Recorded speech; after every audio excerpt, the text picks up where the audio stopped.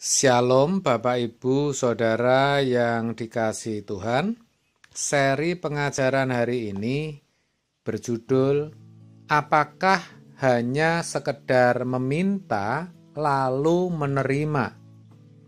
Saudara, jika tidak dibekali dengan pengetahuan mengenai prinsip-prinsip kebenaran Alkitabiah yang diperoleh dari mempelajari Alkitab secara menyeluruh, maka beberapa perkataan Tuhan Yesus dapat ditafsirkan secara salah. Contohnya kalimat, "Berikanlah kami pada hari ini makanan kami yang secukupnya." Di dalam Matius 6 ayat 11. Kalimat ini jika dipandang begitu saja tanpa melihat perkataan Tuhan Yesus yang lainnya, seolah-olah memberi kesan kita bisa bersikap pasif berkenaan dengan pemenuhan kebutuhan jasmani atau berkat-berkat lahiriah. Seolah-olah Tuhanlah yang menyediakan dan memberikan berkat itu kepada kita.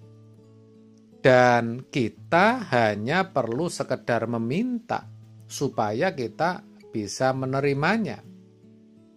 Apalagi kalau dikaitkan dengan apa yang tertulis dalam Matius 7 ayat 7 sampai 8.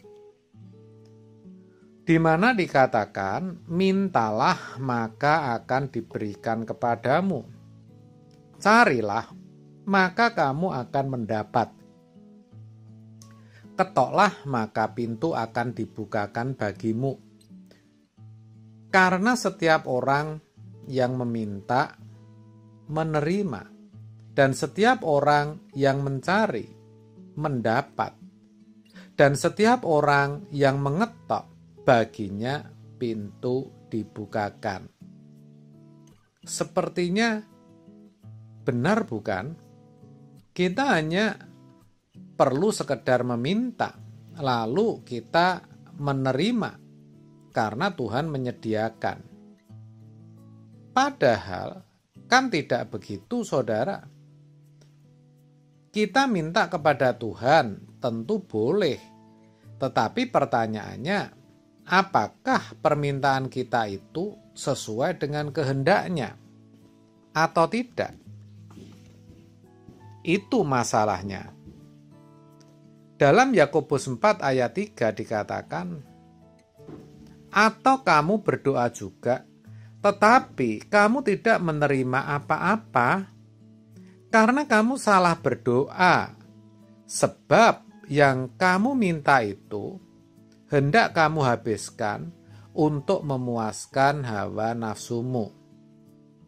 Nah, kembali ya saudara kepada perenungan kita terkait kalimat, "Berikanlah kami pada hari ini makanan kami yang secukupnya." Mari kita ingat kembali apa yang sudah kita pelajari sebelumnya, yaitu bahwa doa Bapa kami bukanlah sekedar formula doa atau bukan sekedar kalimat doa, melainkan formula kehidupan yang harus diikuti oleh anak-anak Tuhan. Saudara, di dalam doa Bapa kami, kita menemukan adanya tanggung jawab. Kita ini diciptakan Tuhan itu sebagai makhluk yang diberi tanggung jawab. Itu merupakan panggilan dan kehormatan kita sebagai anak-anak Allah yang segambar dengan Allah.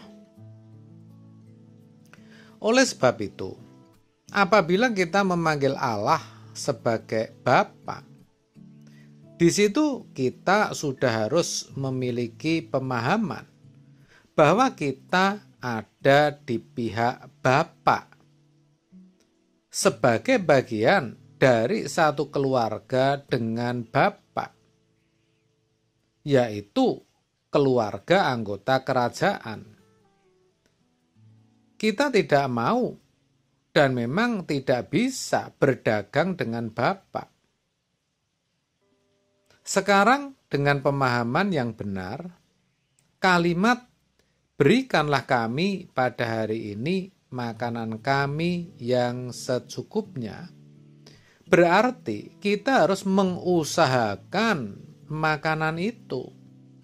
Bukan sekedar hanya meminta, lalu Tuhan menyediakan atau otomatis mengadakan bagi kita. Beras tahu-tahu jatuh dari langit. Kan tidak begitu, saudara? Maka kita tidak boleh pasif. Tetapi secara aktif, kita itu dipanggil untuk mengusahakan pemenuhan kebutuhan jasmani kita sendiri. Janganlah kita hanya berpikir untuk memenuhi kebutuhan kita sendiri. Sebab skenario Tuhan yang besar menghendaki lebih dari itu, yaitu agar kita bisa mengelola bumi. Ya kan, saudara?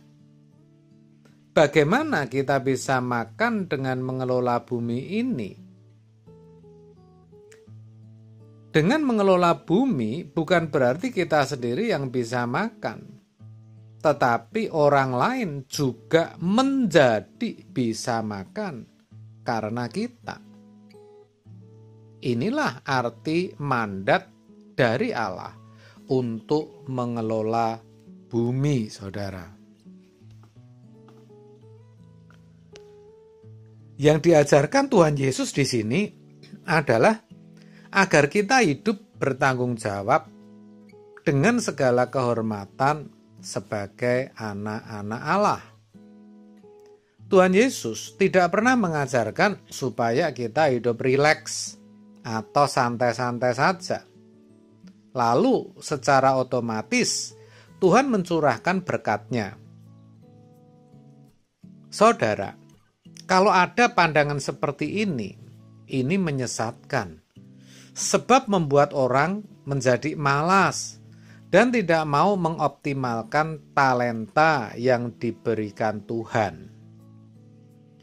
Jadi, ternyata sebagai anak-anak Tuhan, kita tidak hanya sekedar meminta lalu Tuhan menyediakan. Melainkan kita harus aktif. Kita harus bekerja untuk mewujudkannya. Begitu, saudara. Amin. Tuhan Yesus memberkati.